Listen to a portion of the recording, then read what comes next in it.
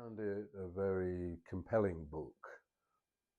In some ways, it occurred to me it was almost sort of like a Bible or poetry, insofar as it's full of stories and it makes lots of rich connections. So I think it's a book you could almost read again and again and again and come back with ideas. But I must say, I bought his core argument that the way we live now, which he calls modernity in the book, is just unsustainable.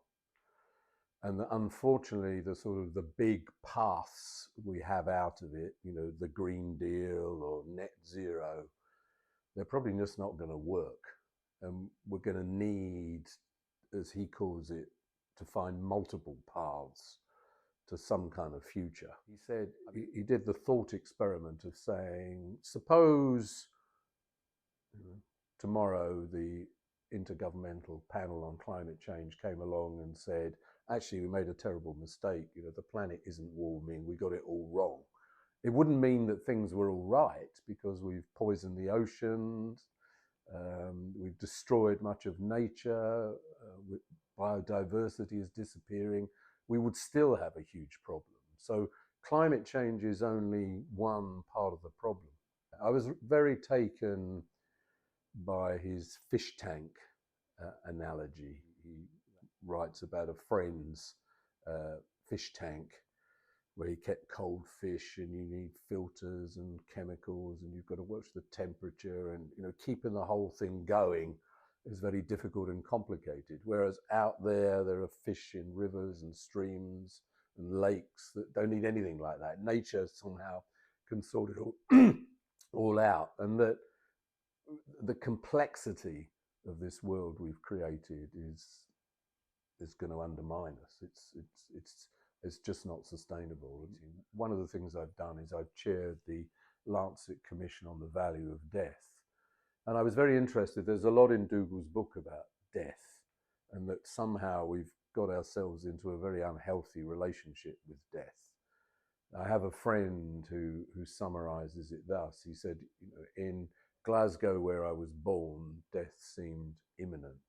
In Canada, where I trained, we always thought it inevitable. In California, where I live now, it seems optional. And the world is heading in the Californian direction, not in the Glasgow direction. And I think we have very much medicalized death. Death has come to belong to health professionals when they don't really want it to belong to them. I mean, it's a natural event. If there was no death, it would be a tragedy. Every birth would be a tragedy if we had no death.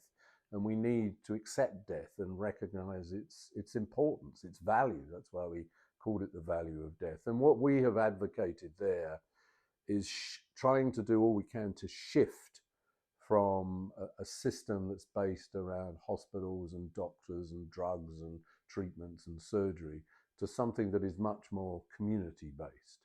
And actually something like we propose, which may sound a little utopian almost, actually already exists in Kerala in South India, where they just didn't have much palliative care. It was often difficult to get access to morphine. So they have developed a system whereby end-of-life care and helping people with suffering is primarily the job of the community, with a health professional supporting. It's led by the community.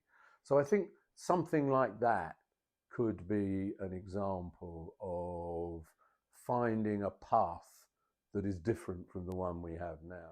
But, finding the paths to a new kind of healthcare, which is much more about people and supporters and communities and families, and less about drugs and hospitals, is not going to be easy.